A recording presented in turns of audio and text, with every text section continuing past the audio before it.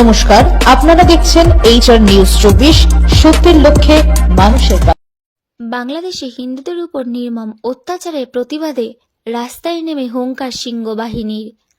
বাংলাদেশে হিন্দুদের উপর নির্মম অত্যাচার, বাড়িঘর ভাঙচুর সহ ইসকনের চিন্ময় কৃষ্ণ দাস প্রভুকে চক্রান্ত করে গ্রেফতারের প্রতিবাদে এবার রাস্তায় নেমে তীব্র প্রতিবাদে সামিল হতে দেখা গেল সনাতনী ধর্ম অবলম্বী মহিলাদের। শনিবার রাজ্যের বিভিন্ন জেলার পাশাপাশি নদিয়ার শান্তিপুরের রাজপথেও এই প্রতিবাদ মিছিল করে সিংহবাহিনীর সদস্যরা।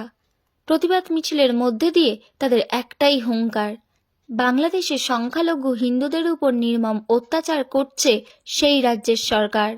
পুজো করতে দেওয়া হচ্ছে না, ভেঙে দেওয়া হচ্ছে মঠ মন্দির, বাড়ি থেকে বেরোলেই ধর্ষণের শিকার হতে হচ্ছে মেয়েদের। হিন্দুদের ওপর এই ধরনের নির্মম অত্যাচারের প্রতিবাদ করেছিল চিন্ময় কৃষ্ণ দাস প্রভু, আর তার মুখ বন্ধ করতে চক্রান্ত করে গ্রেফতার করে সেই রাজ্যের পুলিশ। কেন হিন্দুদের ওপর এই ধরনের অত্যাচার হবে?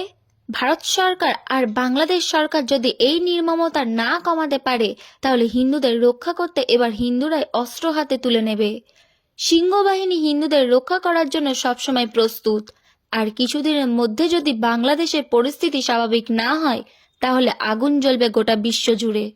নদিয়া থেকে জগন্নাথ মণ্ডলের রিপোর্ট। আজকে আপনারা রাস্তায় কেন নেমেছেন? রাস্তায় নেমেছি আজকে আমাদের বাংলাদেশ এবং পশ্চিমবঙ্গ সারা ভারতবর্ষ জুড়ে যে জিহাদি আক্রমণ চলছে, যে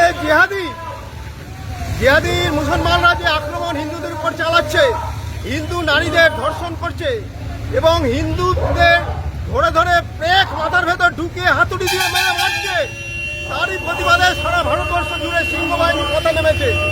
আজকে আমরা পথে নেমেছি, আগামী দিনে আমরা হস্তে অস্ত্র তুলে নেব, দরকার হলে পাল্টায় জিহাদিদের খতম আমরা করব। হিন্দুর রক্তের প্রতিশোধ আমরা নেব, প্রত্যেকটা বিন্দুর প্রতিশোধ আমরা নেব, হিন্দুর রক্তের প্রতিশোধ আমরা নেবই নেব।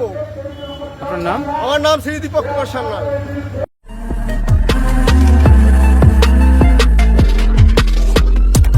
নমস্কার, আপনারা দেখছেন HR নিউজ 24, সত্যের লক্ষ্যে মানুষের পাশে।